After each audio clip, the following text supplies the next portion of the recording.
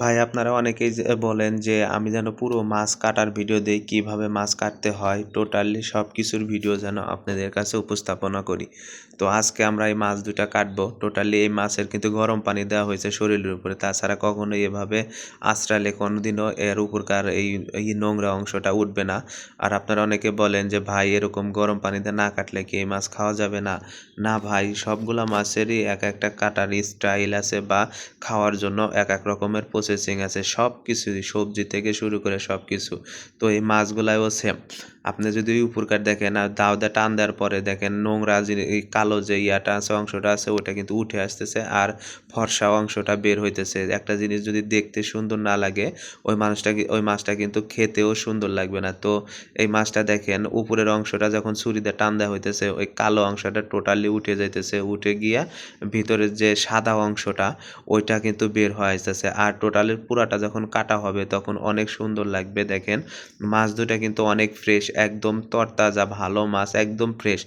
এই মাছটা অর্ডার আছে, অর্ডারওয়ালা হচ্ছে রেস্টুরেন্ট মালিক, উনি নিবে আর উনি আমাদের কাছ থেকে অনেক মাছ নেয়। ওর রেস্টুরেন্টটা অনেক বড় আর অনেক মানে বড়লোক মানুষ যারা তারা আসে, কারণ এত দামি মাছ তার সবাই খায় না। তো উনি আমাদের কাছ থেকে মাছ নেয় প্রায় প্রত্যেক সপ্তাহে ২, ৪, ৫ পিস করে মাছ নেয়। আর এই মাছগুলা কিন্তু অনেক দামে বিক্রি করা হয়েছে, কারণ আপনারা জানেন যে আমরা মাছ সহজে বিক্রি করি না। আমরা হচ্ছে ডিমের জন্য মাছ পোষা, মাছটা বিক্রি করাই মেন উদ্দেশ্য না আমাদের। তো দেখেন এই যে দাঁড়ার উপরে একটা কাঁটা আছে, এই কাঁটাটা উঠাইতেছে আর ওই ভাই কিন্তু এই মোরা যে ভাই আছে এই ভাই কিন্তু অনেক পারদর্শী কাটায়।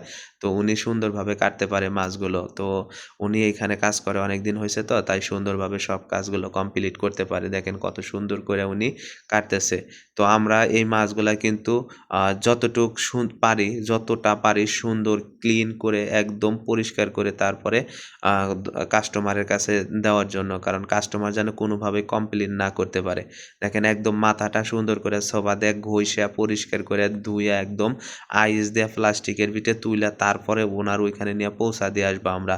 তো এই মাছটা যতটা সুন্দর উপরে দেখা যাইতেছে কাছে থেকে অতটাই সুন্দর এটা। তো আমার ভিডিও যার যার ভালো লাগে সবাই একটু আমার চ্যানেলটা সাবস্ক্রাইব করে দিবেন। আর আপনারা সাপোর্ট দিলে অবশ্যই আমি ভালো ভালো ভিডিও দেওয়ার আশ্বাস পাবো এবং সুন্দর সুন্দর ভিডিও আপনাদের মাঝে উপস্থাপন করব। দেখেন এই মাছটার পেটটা কাটা হইতেছে।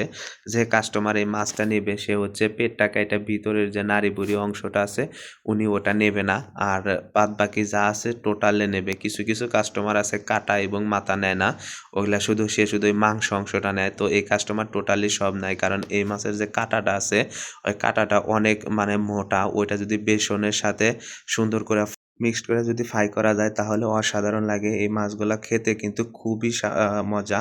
আর যদি মজা না হয়, এতটা টেস্ট না হয় তাহলে কিন্তু মানুষ নেবে। দেখেন ভিতরের সাইডটা কত সুন্দর।